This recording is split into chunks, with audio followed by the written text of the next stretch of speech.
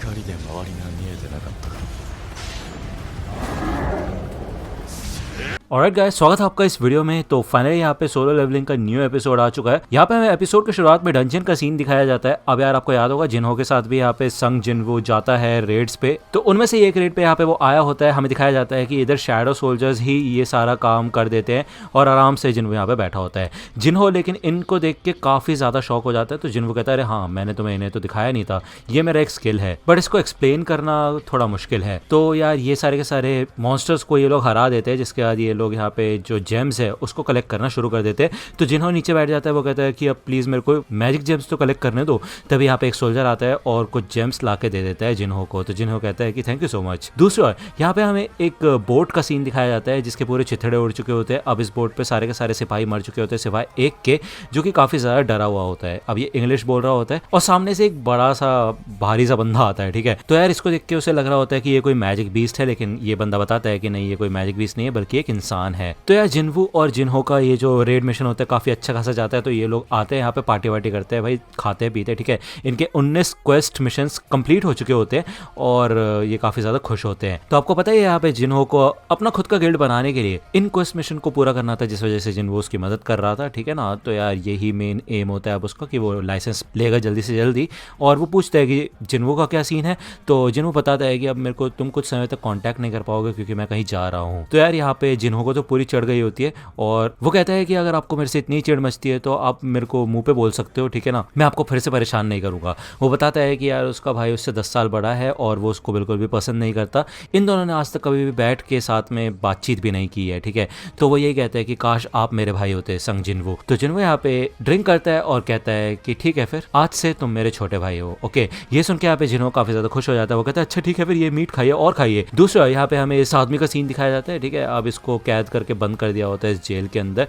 इसके बारे में बात कर रहे होते हैं ये लोग कि ये कोई फॉरेन हंटर है और इसने कहा कि ये 10 साल पहले गेट के अंदर बंद हो गया था और वहीं पे फंस गया था और अभी रिसेंट में यूनाइटेड स्टेट्स के पास ही एक गेट ओपन हुआ था, वहां से ये बाहर निकला है। इसको इंग्लिश बोलना नहीं आता और ऐसा हो सकता है कि कोई ह्यूमनॉइड बीस्ट हो और उसने इंसान का रूप ले रखा हो या फिर वो बीस्ट बोल सकता हो। इस वजह से हमने एक एस रैंक के हंटर को बुलाया है वॉशिंगटन में, मिस्टर ह्योंग मतलब डोंगसू को। ठीक है, तो ये लोग बात करते हैं इसके नाम के बारे में कि वो थोड़ा प्रोनाउंस करने में मुश्किल है, लेकिन इसका नाम है संग टू ह्योन। यहाँ पे हमें अगले दिन का सीन दिखाया जाता है। सुबह सुबह जिन्वू रेडी होता है जाने के लिए। जिना पूछती है कि तुम कहाँ पे जा रहे हो। तो जिन्वू कहता है मैं एक हफ्ते के लिए ट्रिप पे जा रहा हूँ। जिना पूछती है कि किसके साथ जा रहे हो, तुमने मेरे को बताया क्यों नहीं कि तुम्हारी गर्लफ्रेंड है। तो जिन्वू कहता है कि मैं अपने दोस्त के साथ जा रहा हूँ और ये बोल के वो यहाँ से निकल जाता है। अब वो यहाँ पे आया होता है डीमन कासल के अंदर। आपको याद होगा कि वो सेरबरस से लड़ा था, उस समय उसका लेवल 20 था और अभी उसका लेवल ऑलमोस्ट ट्रिपल हो चुका है। तो अब देखते हैं वो आसानी से शायद हरा सकता है यहाँ पे बॉस को। जैसे वो यहाँ पे अंदर आता है उसे एक नोटिफिकेशन आता है क्वेस्ट का कि उसको 10,000 डीमन की सोल्स को इकट्ठा करना होगा।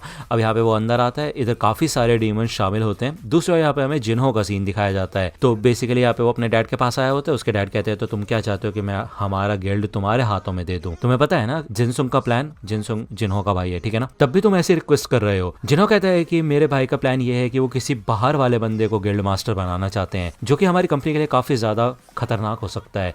तो उसके डैड कहते हैं कि ये हंटर संग जिन्वू है कि नहीं, वही जो डबल डंजन इंसिडेंट में था, वही जो कि शामिल था जब होंग डोंगसुक की टीम को खत्म किया गया था। इसके अलावा सुपरविजन डिपार्टमेंट के जो प्रिजनर्स थे उनकी मौत हुई थी, तब भी वो वहीं पे था और वो तीनों इंसिडेंट से बिल्कुल बिना खरोच के बाहर निकल गया। उसने तुम्हारे साथ हर रेड मिशन में पार्टिसिपेट किया था। इसके अलावा जो अभी हाल ही में रेड गेट वाला इंसिडेंट हुआ था व्हाइट टाइगर गिल्ड का, उसमें से भी वो कुछ सर्वाइवर्स को बचा के लेके आया। तो तुमने उसकी मदद से गिल्ड मास्टर का लाइसेंस हासिल किया है कि नहीं, और तुम चाहते हो कि मैं तुम्हें ये गिल्ड सौंप दूं। इसके बावजूद यहाँ पे जिन्हो यही कहता है कि मैं आपसे फिर से ये रिक्वेस्ट करता हूँ कि प्लीज यूजिन वाला गिल्ड मेरे को दे दीजिए। तो उसके डैड कहते हैं ठीक है फिर मैं चाहता हूँ कि तुम एक ट्राई करो, लेकिन मेरी एक कंडीशन है, तुम्हें संग जिन्वू को हमारे गिल्ड के अंदर लेके आना होगा। मैंने सुना है कि व्हाइट टाइगर गिल्ड उसको अपने गिल्ड में शामिल करना चाहते हैं, तो ठीक है उससे पहले तुम्हें उसे हमारे गिल्ड में ज्वाइन कराना होगा। क्या तुम ऐसा कर सकते हो? तो जिन्हो कहता है हाँ जरूर। दूसरा यहाँ पे हमें डीमन कासल का सीन दिखाया जाता है। अब इधर काफी सारे डीमंस को मार दिया होता है जिन्वू ने में और वो एक चीज नोटिस करता है कि वो इन लोगों की सोल को एक्सट्रैक्ट नहीं कर सकता। ठीक है, यहाँ पे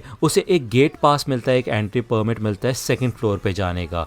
तो यार ये जो गेट होता है थोड़ा दूर होता है, जिस वजह से यहाँ पे वो आइस बेयर वाले बॉस को बाहर निकालता है और वो उसके ऊपर बैठ जाता है। यहाँ पे कुछ डीमंस आगे आ जाते हैं, लेकिन भाई ये आइस बेयर होता है, काफी खतरनाक होता है, इनको उड़ाता हुआ जाता है। इस एबिलिटी को देख के यहाँ पे जिन्वो इसका नाम टैंक रख देता है। दूसरी ओर यहाँ पे हमें चा हेई का सीन दिखाया जाता है, जो कि स्विमिंग करके बाहर निकली होती है स्विमिंग पूल से। उसको देख के एज यूजुअल सारी की सारी लड़की इंप्रेस हो जाती है। अब यहाँ पे चा हेई थोड़ा टेंशन में होती है, क्योंकि वो याद करती है जो बात उसकी चॉय जोंग इन से हुई थी। तो यार चा हेई यहाँ पे चॉय से यही कहती है कि हम लोग पब्लिक को ये सारी बातें क्यों नहीं बता रहे कि जो रेड आंट्स है उनके पंख भी निकल आए हैं और वो कभी भी यहाँ पे पहुंच सकते हैं, और बस कुछ ही लोगों को ये बात क्यों बताई है। तो चॉय बताता है कि देखो यार, ये एसोसिएशन का ऑर्डर है, और वैसे भी ये बात अगर हम उन लोगों को बताएंगे तो वो बेफालतू में डरने लग जाएंगे। चिंता मत करो, हमें अभी और भी ज्यादा ताकतवर होना है और इस देश का सबसे बड़ा गिल्ड बनना है। दूसरा यहाँ पे हमें फिर से जिन्वो का सीन दिखाया जाता है। जिन्वो ये कहता है कि जब मेरे को इस डंजन की चाबी मिली थी तो मुझे लगा था ये कोई एस रैंक का डंजन होगा, लेकिन ऐसा लगता है कि यहाँ पे ज्यादातर जो डीमंस है वो अपर बी रैंक के हैं। अब धीरे धीरे करके उसको गेट पासेस मिलते रहते हैं, वो अलग अलग फ्लोर्स पे जाता रहता है। ठीक है, वो ये चीज़ फिगर आउट करता है कि जैसे ओरिजिनल टावर में 100 फ्लोर्स होते हैं, तो हो सकता है कि इस जगह भी 100 फ्लोर्स हों। तो यार वो अलग अलग फ्लोर्स पे जाता रहता है, धीरे धीरे करके खाता है पीता है। अब यार उसका ज़्यादा खाना भी नहीं होता और उसको घर भी जल्दी से जल्दी वापस जाना होगा, क्योंकि उसने जिना को प्रॉमिस किया है कि एक हफ्ते में आ जाएगा वो। ओके, तो उसके पास समय भी कम है। यहाँ पे फाइनली वो जाके 10,000 डीमन सोल्स को कलेक्ट कर लेता है और वो आता है 49th फ्लोर पे। अब यार यहाँ पे 50 फ्लोर पे जाने के लिए उसको इस अवरेशियस वल्कन नाम के डीमन किंग को हराना होगा, जो कि लॉर्ड होता है लोअर फ्लोर्स का। दूसरी ओर यहाँ पे हमें इन दोनों बंदों का सीन दिखाया जाता है। ये लोग यहाँ पे अप्रोच करने आए होते हैं व्हाइट टाइगर गिल्ड से जिन्वो को। अब यहाँ पे घर पे जिन्वो होता नहीं, उसकी सिस्टर होती है। बस इनको लगता है कि यार इनका टाइम वेस्ट हो गया, तो ये बंदा बताता है कि ऐसा नहीं है, उसकी लोकेशन तो यहीं पे है, मतलब वो शहर से बाहर नहीं गया और शहर के बिल्कुल बीचों बीच आके उसकी लास्ट लोकेशन खत्म हो गई थी। ये बंदी पूछती तुम्हें ये बात कैसे पता, तो ये बंदा बताता है कि ये मेरा काम है। दूसरा यहाँ पे हमें फिर से जिन्वो का सीन दिखाया जाता है। वो कहता है कि बॉस को मेरे लिए छोड़ देना, बाकी सबको तुम निपटा सकते हो। यहाँ पे पूरी शैडो आर्मी आगे बढ़ती है इन डीमन से लड़ने के लिए और इग्रेस अपना कमाल दिखाना शुरू कर देता है। अब यार वो बताता है कि उसके नंबर ऑफ सोल्जर्स और उनकी इंटेलिजेंस बढ़ चुकी है और साथ में मैजिक पावर भी बढ़ चुकी है। अब वो सोचता है कि यार ये बड़ा बॉस यहाँ पे बैठा रहेगा, कब तक हिल क्यों नहीं रहा ये। तभी पलक झपकते वो गायब हो जाता है और भाई इन लोगों के ऊपर आ जाता है। यहाँ पे इग्रेस भी शॉक हो जाता है इसे देख के और वो उनके ऊपर अटैक करता है। अब यहाँ पे जिन्वो भी तैयार हो जाता है लड़ने के लिए। वो कहता है तुमने क्या किया उनके साथ। यहाँ पे वो एक ही पंच मारता है और जिससे कि ये किंग उड़ता हुआ जाता है और भाई यहाँ पे वो उठते साथ ही चिल्लाने लग जाता है। जिन्वो समझ जाता है कि ये सर्वरस का स्किल है चिल्लाने वाला। वो यहाँ पे काफी तेज आता है भागता हुआ और भाई इस बंदे की स्पीड काफी खतरनाक होती है। वो यहाँ पे जैसे अटैक करने वाला होता है जिन्वो आयरन से उसकी शील्ड मांग लेता है और ये बंदा यहाँ पे कंटिन्यूस अटैक करता है जिन्वो के ऊपर।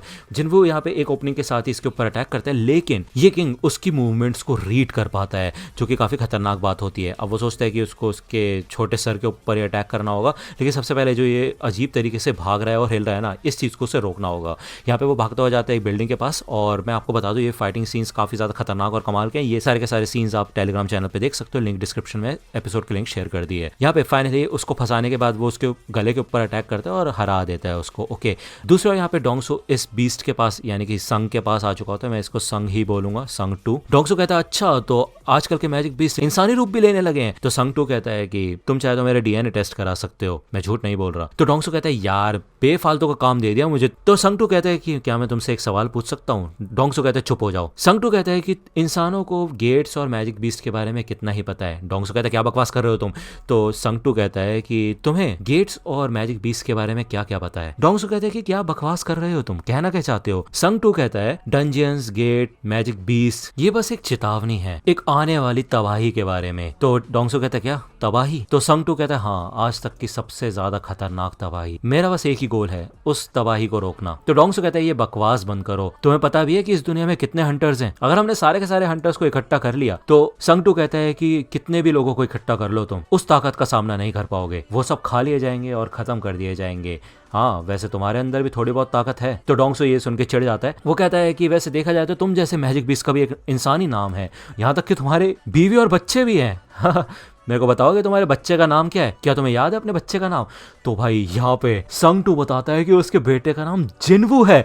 मतलब ये जिन्वू का पापा है भाई। संगटू कहता है कि तुम्हारे अंदर इतना मर्डरस इंटेंट क्यों है। डोंगसो कहता है कि मैं तुम्हारे किसी भी सवाल का जवाब नहीं देने वाला। तो संगटू कहता है बताओ मुझे। तो डोंगसो कहता है देखो मैं तुम्हें एक ही चीज बता सकता हूँ कि तुम्हारा बेटा मारा जा चुका है, और अगर तुम्हारे कुछ आखिरी शब्द है तो तुम उसे नर्क में जाके मिल सकते हो, ठीक है, उसे खुद ही बता देना। तो यार यहाँ पे इन दोनों का ऑरा रिलीज होने लग जाता है। दूसरी ओर हमें दिखाया जाता है फिर से जिन्वू का सीन। उसकी आर्मी यहाँ पे आगे बढ़ रही होती है।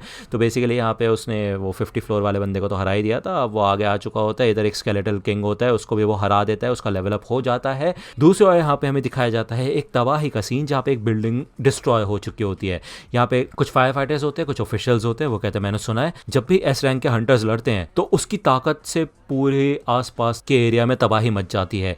अच्छा वो हम लकी थे जो कि हम उस बिल्डिंग में शामिल नहीं थे। मतलब पलक झपकते ही लड़ाई शुरू होते साथ ही खत्म हो गई भाई। डोंगसो हार गया अबे भाई, और संगटू किधर गया। दूसरी ओर यहाँ पे हमें जिन्वू का सीन दिखाया जाता है। उसका खाना पूरी तरह से खत्म हो चुका होता है और वो यहाँ पे 75th फ्लोर पे आ चुका होता है। 25 फ्लोर्स और बचे हुए हैं, उसको और भी ज्यादा आगे जाना है, मतलब उसके पास इतना समय नहीं है। वो बताता है उसको ये इयरिंग मिला था बिग बॉस से जो कि 50th फ्लोर पे था। ये नेकलेस उसे मिला था उस स्केलेटन से जो अभी अभी मरा है। इन दोनों ही आइटम्स के काफी अच्छे खासे इफेक्ट्स हैं। अब जो डिस्प्ले पे दिखा रहा है उसके हिसाब से ऐसा लगता है कि एक और बॉस बचा है जो कि लेवल 2 का है। इसके अलावा यहाँ पे एवरेशियस ग्लास है जो कि काफी कमाल का है, लेकिन जिन्वू के किसी काम का नहीं है तो वो किसी और को दे देगा। अगर मैजिक सोल्जर्स के पास ये होगा तो उनकी ताकत काफी ज्यादा बढ़ जाएगी। उसके अलावा यहाँ पे ये कर्स रैंडम लूट बॉक्स है जो कि उसने क्वेस्ट रिवॉर्ड्स में चूज किया था, लेकिन अब वो उसको हासिल नहीं कर सकता तो उसे थोड़ा पछतावा हो रहा है।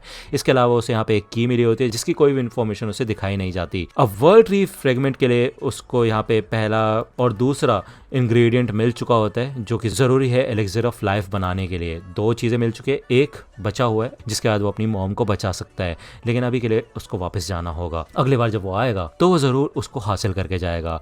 ये एपिसोड यहीं पे खत्म होता है। नेक्स्ट एपिसोड आएगा नेक्स्ट वीक। अब यार ये वीडियो मैं जितनी जल्दी ला सकता था उतनी जल्दी लेके आया हूँ आप लोगों के लिए, तो उसके लिए लाइक तो कर ही देना, सब्सक्राइब कर लो अगर चैनल पे नए हो तो। मैं जल्दी से जल्दी और भी एनिमे कवर करना शुरू करूंगा। हो सकता है कि मैं साकामोटो डेज भी कवर करना शुरू कर दूं, ठीक है। तो जैसे भी रहेगा ठीक है, कमेंट सेक्शन में बता देना अगर वीडियो चाहिए होगी उस एनिमे के ऊपर। तो मिलता हूँ आपसे अगली वीडियो में, तब तक के लिए गुड बाय।